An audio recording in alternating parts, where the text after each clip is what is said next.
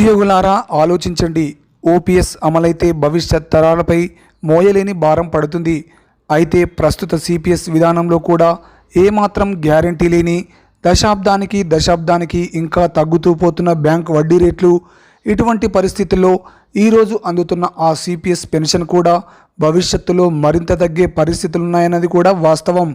మరి ఇటువంటి పరిస్థితుల్లో భవిష్యత్ తరాల ప్రయోజనాలు రానున్న కాలంలో రాష్ట్ర ప్రయోజనాలను దృష్టిలో ఉంచుకొని రిటైర్డ్ కాబోతున్న ఉద్యోగుల భద్రతకు హామీ ఇస్తూ, అదే సమయంలో మోయలేని భారం ఎక్కువై 2003 మాదిరి పూర్తిగా పెన్షన్ విధానాన్ని ఎత్తేసే పరిస్థితి రాకూడదని, అటువంటి పరిస్థితుల్లో కూడా మన ఉద్యోగస్తులు రిటైర్మెంట్ తర్వాత కూడా చిరునవ్వుతో బతికే పరిస్థితి ఉండాలని, అరకొరగా వస్తూ గ్యారంటీ లేక వచ్చే ఈ అరకొర పెన్షన్ కూడా భవిష్యత్తులో తగ్గే ప్రమాదం ఉన్న పరిస్థితిని మారుస్తూ, ఇప్పుడు సిపిఎస్ ద్వారా వస్తున్న దానికన్నా కనీసం 70% ఎక్కువగా వచ్చేలా గ్యారంటీడ్ పెన్షన్ విధానం అనగా జీపీఎస్ తీసుకురావాలని మన ప్రభుత్వం సంకల్పించింది. అందులో భాగంగా ఆప్షన్స్ ఇస్తున్నాం. గత పాలకులకు కూడా ఈ జటిల సమస్య గురించి తెలుసు. కానీ వాళ్ళు ఈ సమస్యను పరిష్కరించకపోయినా ఈనాడు రాయదు, ఆంధ్రజ్యోతి అడగదు, టీవీ5 పలకదు. కానీ ఈ జటిల సమస్యను మనం చిత్తశుద్ధితో పరిష్కరించాలని, ఉద్యోగులకు భరోసా పెంచేలా, అదే సమయంలో భావితరాల మీద మోయలేని భారం కూడా పడకూడదనే ఉద్దేశంతో కమిటీ ఏర్పాటు చేసి ఫలుదపాలు చర్చలు జరిపి, ఆర్థిక శాఖ వారు 8 నెలలు ఇతర రాష్ట్రాల్లో, వివిధ దేశాల్లో అమలవుతున్న పెన్షన్ విధానాలను కూడా అధ్యయనం చేసి పరిస్థితులను మదింపు చేయించి, ఆ పైన ఆర్థిక శాఖ అధికారులతో స్వయంగా సీఎం గారు ఫలుదఫాల చర్చల్లో పాల్గొన్న తర్వాత ఒక వర్కబుల్ సొల్యూషన్ తీసుకురాగలిగాం. గతంలో ఈ అంశం మీద ఇంత శ్రద్ధ ఎవరూ ఎప్పుడూ పెట్టలేదు. పరిష్కరించాలని ఇంత చిత్తశుద్ధి ఎవరూ చూపిన దాఖలాలు కూడా లేవు. ఇది మనందరి కోసం ఆలోచించే మన ముఖ్యమంత్రి చిత్తశుద్ధి, దార్శనికతకు నిదర్శనం. ముఖ్యమంత్రిగా సిపిఎస్ను రద్దు చేస్తూ సంతకం పెట్టాలంటే అది నిమిషం పని. మరి నేను కానీ మన ప్రభుత్వం కానీ ఎందుకింత ఆలోచిస్తున్నాం? ప్రత్యామ్నాయాలపై ఎందుకింత లోతైన కసరత్తు చేయాల్సి వస్తుంది? మీ ముఖ్యమంత్రి జగన్. ఓపీఎస్ ఎందుకు సాధ్యం కాదు, ఎందుకు వీలుపడదు? ఓపీఎస్ను మళ్ళీ అమల్లోకి తెస్తే భవిష్యత్ తరాలపై దాని ప్రభావం తీవ్రంగా పడుతుంది. పెన్షన్ల భారం పనిచేస్తున్న ఉద్యోగుల జీతాలను సైతం దాటేసి మోయలేని స్థాయికి చేరుతుంది. రాష్ట్రం తీవ్ర ఇబ్బందుల్లోకి జారుతుంది. ఏదో ఒక దశలో ఈ మోయలేని భారాన్ని తట్టుకోలేక 2003 మాదిరి దీన్ని రద్దు చేసి మళ్ళీ అప్పటి పరిస్థితులకు తగ్గట్టుగా ఏదో ఒక చాలీచాలని కొత్త పెన్షన్ విధానాన్ని తీసుకురావాల్సి ఉంటుంది. అప్పుడు ఈ రోజుల్లో ఉన్న వడ్డీ రేట్లు కూడా ఉండవు. కాబట్టి పింఛన్లు ఇప్పుడు తగ్గిన వడ్డీ రేట్లకు అనుగుణంగా బాగా తగ్గుతాయి. ఇది ఉద్యోగులకు, ప్రజలకు ఏమాత్రం లాభదాయకం కాదు. ఓపీఎస్ మరియు బడ్జెట్పై ప్రభావం. 2023 సంవత్సరంలో పెన్షన్ కోసం బడ్జెట్ నుంచి ఖర్చు చేయాల్సిన వ్యయం 17,640 కోట్లు. అదే వేతనాలు, పెన్షన్ల కోసం బడ్జెట్లో 76,590 కోట్ల వ్యయం అవుతుంది. రాష్ట్ర సొంత రాబడిలో ఇది 132%. 2030లో 33,546 కోట్లు పెన్షన్ కోసం బడ్జెట్ నుంచి చేయాల్సిన ఖర్చు. అదే వేతనాలు, పెన్షన్ల కోసం 1,16,252 కోట్లు. ఇది బడ్జెట్లో 138%. అదే 2040 సంవత్సరానికి చేరేసరికి పెన్షన్ కోసం బడ్జెట్ నుండి 60,706 కోట్లు ఖర్చు చేయాల్సి ఉంటుంది. పెన్షన్లు, జీతాల కోసం 1,85,172 కోట్లు ఖర్చు చేయాల్సి వస్తుంది. ఇది సొంత రాబడిలో 181%. అదే 2050 సంవత్సరం వచ్చేసరికి పెన్షన్ల కోసం బడ్జెట్ నుంచి 75,032 కోట్లు, అదే వేతనాలు, పెన్షన్ల కోసం 2,43,039 కోట్లు ఖర్చు చేయాల్సి వస్తుంది. ఇది రాష్ట్ర రాబడిలో 197%.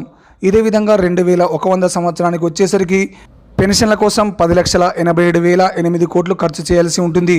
అదే బడ్జెట్లో వేతనాలు, పెన్షన్ల కోసం 21,88,047 కోట్లు ఖర్చు చేయాల్సి వస్తుంది. ఇది సొంత రాబడిలో 395%. పై టేబుల్ను గమనిస్తే, ఒకవేళ ప్రస్తుత సిపిఎస్ ఉద్యోగులకు కూడా ఓపీఎస్ ఇస్తే రాష్ట్ర ప్రభుత్వం చెల్లించాల్సిన జీతాలు, పెన్షన్లు, ఇతర ఖచ్చితంగా చేయాల్సిన వ్యయాలు రాష్ట్ర సొంత ఆదాయం కంటే 2040 సంవత్సరానికి 181% చేరుకుంటాయి. ఈ భారాన్ని ఏ ప్రభుత్వమైనా భరించడం దుస్సాధ్యం. ఆర్థిక వ్యవస్థ పూర్తిగా కుప్పకూలిపోయే పరిస్థితి ఏర్పడుతుంది.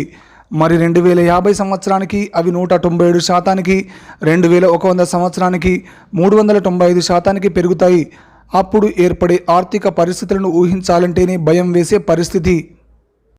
ఉద్యోగులారా ఆలోచించండి. ఇప్పుడున్న సిపిఎస్ పెన్షన్ స్కీమ్ ఏంటి? దానివల్ల పెన్షన్కు గ్యారంటీ ఉందా? ఇప్పుడున్న సిపిఎస్ను కొనసాగించడం కూడా ఉద్యోగుల సంక్షేమం దృష్ట్యా మంచిది కాదు. ఎందుకంటే ఈ సిపిఎస్ వల్ల ఎంత పెన్షన్ వస్తుందనేది పూర్తిగా మారుతున్న వడ్డీ రేట్లపై ఆధారపడి ఉంటుంది. గడిచిన దశాబ్దాలుగా వడ్డీ రేట్లు ఒక భారతదేశంలో కాక ప్రపంచవ్యాప్తంగా దశాబ్దం తగ్గుతూ వస్తున్నాయి. 1980లో 12-13% ఉన్న వడ్డీ రేట్లు ఇప్పుడు 5-6% కూడా రాని పరిస్థితి. ఇదే ధోరణి కొనసాగి మున్ముందు వడ్డీ రేట్లు ఇంకా తగ్గి ఉద్యోగులకు ఇప్పుడు వస్తున్న 20% పెన్షన్లో సగం రావడం కూడా కష్టమే అవుతుంది కాలం గడిచే కొద్దీ. ప్రస్తుతం ఉన్న సిపిఎస్తో పోలిస్తే జగనన్న ప్రభుత్వం ఇవ్వనున్న జీపీఎస్తో కలిగే లబ్ధి. Secondary grade teacher CPS pension 15,647 రూపాయలు రాగా బేసిక్ పేలో సిపిఎస్ పెన్షన్ ద్వారా అందుకునే శాతం 20%. అదే ఏపీ జీపీఎస్ ద్వారా బేసిక్ పేలో 33% గ్యారంటీతో అనగా 25,856 రూపాయలు వస్తుంది. పెన్షన్లో కనీసం 70% పెరుగుదల మీరెంచుకునే ఆప్షన్ బట్టి. అదే పోలీస్ కానిస్టేబుల్ అయితే 12,079 రూపాయలు సిపిఎస్ ద్వారా వస్తే 19,960 రూపాయలు జీపీఎస్ ద్వారా వస్తుంది. జూనియర్ అసిస్టెంట్ లేదా జూనియర్ అకౌంటెంట్లకు సిపిఎస్ ద్వారా 12,079 రూపాయలు వస్తే 19,960 రూపాయలు కొత్త జీపీఎస్ ద్వారా వస్తుంది. సివిల్ అసిస్టెంట్ సర్జన్కు 29,675 రాగా 49,037 రూపాయలు కొత్త విధానం ద్వారా వస్తుంది. ఎలక్ట్రీషియన్కు 10,153 రూపాయలు రాగా ఇప్పుడు కొత్త విధానం ప్రకారం 16,778 రూపాయలు. అదే ఆఫీస్ సబార్డినేట్కి అయితే సిపిఎస్ విధానం ద్వారా 9,579 రూపాయలు రాగా కొత్త విధానం ద్వారా అనగా జీపీఎస్ విధానం ద్వారా 15,829 రూపాయలు వస్తుంది. ప్రాతిపదిక 30 ఏళ్ల సర్వీస్ పూర్తి చేసుకున్న ఉద్యోగి 10% శాలరీ పెరుగుదల, 20% కంట్రిబ్యూషన్.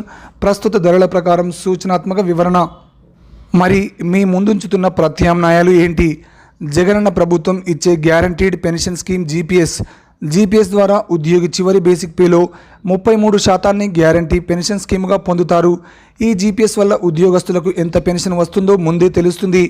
వారు చక్కగా వారి కుటుంబ అవసరాల నిమిత్తం ఆర్థిక ప్రణాళిక చేసుకోగలుగుతారు. ఇది మార్కెట్ ప్రభావానికి లోను కాదు. తగ్గే అవకాశం పరిస్థితులు రెండు అసలే లేవు. ఇప్పుడున్న బ్యాంక్ వడ్డీ రేట్లకు అనుగుణంగా అందుతున్న ప్రస్తుత 20% సిపిఎస్ కన్నా ఇది కనీసం 70% ఎక్కువ. కాలం గడిచే కొద్దీ మార్కెట్ ప్రభావాల వల్ల వడ్డీ రేట్లు తగ్గి ఇప్పుడు ఇస్తున్న 20% సిపిఎస్ తగ్గి 10%కో 8%కో పడిపోయే ప్రమాదం ఉంది. అయితే జీపీఎస్లో మాత్రం ఖచ్చితంగా ₹1 కూడా తగ్గకుండా చివరి బేసిక్ పేలో 33% స్థిరంగా ఉద్యోగికి అందుతుంది. జీపీఎస్ కింద జగనన్న ప్రభుత్వం ఇస్తున్న ఆప్షన్స్ రెండు. ఆప్షన్ 1, ప్రభుత్వ ఉద్యోగి ప్రతి నెల జీతంలో 10% చెల్లిస్తే ప్రభుత్వం మరో 10% కలిపి రిటైర్మెంట్ తర్వాత ఆఖరి నెల బేసిక్ పేలో 33% గ్యారంటీ పెన్షన్గా ప్రతి నెల అందివ్వడం. రెండవ ఆప్షన్, ప్రభుత్వ ఉద్యోగి ప్రతి నెల తన జీతంలో 14% చెల్లిస్తే ప్రభుత్వం మరో 14% కలిపి రిటైర్మెంట్ తర్వాత ఉద్యోగి ఆఖరి బేసిక్ పేలో 40% గ్యారంటీడ్ పెన్షన్గా ప్రతి నెల ఇవ్వడం. అధికారంలో ఉన్నన్ని రోజులు ఉద్యోగుల ప్రయోజనాలు అన్న ఊసే లేకుండా కాలం గడిపినాళ్ళు. ఆనాటి ఇవే సమస్యలను ప్రశ్నించని కొన్ని పక్షపాత పచ్చ మీడియా వర్గాలు నేడు ప్రభుత్వ ఉద్యోగులకు మంచి చేయాలన్న తపనతో ఉద్యోగంలో ఉన్నన్ని రోజులు, ఉద్యోగ విరమణ తర్వాత కూడా వారి ప్రయోజనాలను కాపాడాలని చిత్తశుద్ధితో పరిష్కారం వెతికి ముందుకు వెళ్తున్న మన జగనన్న ప్రభుత్వంపై ఎలాగైనా విషం చిమ్మాలని, బురద జల్లాలని రాద్ధాంతం చేయడం న్యాయమేనా? వీరి ట్రాప్లో పడకండి. ఉద్యోగులారా, మీ ఛాయిస్ ఏంటి? శ్రీ బుగ్గన రాజేంద్రనాథ్, రాష్ట్ర ఆర్థిక ప్రణాళిక, శాసనసభ వ్యవహారాలు, వాణిజ్య పన్నుల శాఖ మాత్యులు, ఆంధ్రప్రదేశ్ ప్రభుత్వం.